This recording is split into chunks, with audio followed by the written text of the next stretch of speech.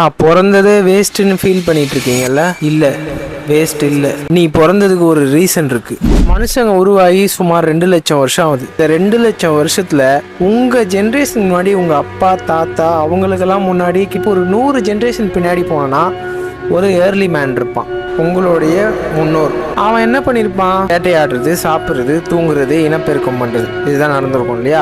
இன்னைக்கு நம்மள மாதிரி ஐடி லைஃப் ரொட்டீனோ இந்த காரு பஸ் டிரான்ஸ்போர்ட்டேஷனோ மொபைல் ஃபோனோ எதுவுமே அவங்ககிட்ட இருந்திருக்காது. ரொம்ப ஹார்டான வேட்டையாடி தான் சாப்பிடணும், இல்லைன்னா 2-3 நாள் பட்னியாக கிடக்கணும், நைட்டில் தூங்கும் போது நம்மளை எந்த அனிமலும் சாவடிச்சிடக்கூடாதுன்னு சொல்லிட்டு ஷெல்டரு ஃபுட்டில் தான் அவனுடைய முழு வாழ்க்கைக்கான கோலும் இருந்திருக்கும். அப்படி இருக்கிற உங்க 100வது தாத்தாவை ஒரு கரடியோ புலியோ வேட்டையாடி அன்னைக்கு சாவடிச்சிருந்தது அப்படின்னா இன்னைக்கு நீ இந்த இடத்துல உட்காந்து இந்த வீடியோ பார்த்துட்டு இருக்க மாட்டேன்.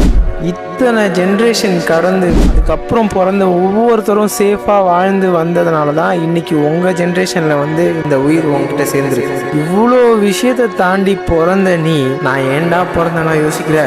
ஹியூமன் லைஃபோட ரீசன் என்ன தெரியுமா? மீனிங்ஃபுல்னஸும் ஹாப்பினஸும் தான். வாழ்க்கை எவ்வளோ கஷ்டமாக வேணா இருக்கட்டும், ஆனால் இந்த நாள் இந்த நிமிஷம் இந்த உயிர் உங்ககிட்ட இருக்குல்ல, இந்த செகண்ட் நிறைய பேர் செத்து போயிருப்பான், நிறைய புது உயிர்கள் பிறந்திருக்கும். இன்னைக்கு நைட்டு படுத்தா காலில் உயிரோட ஏந்துக்கிறோன்றதே ஒரு கிஃப்ட் தானே.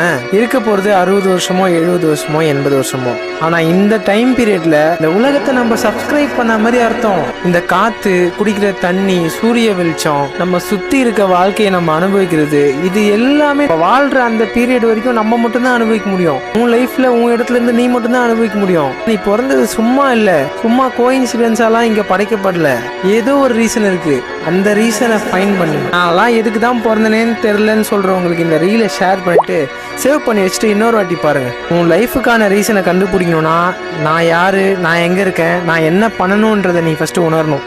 செல்ஃப் அவேர்னஸ் உருவாகணும். அதை கண்டுபிடி.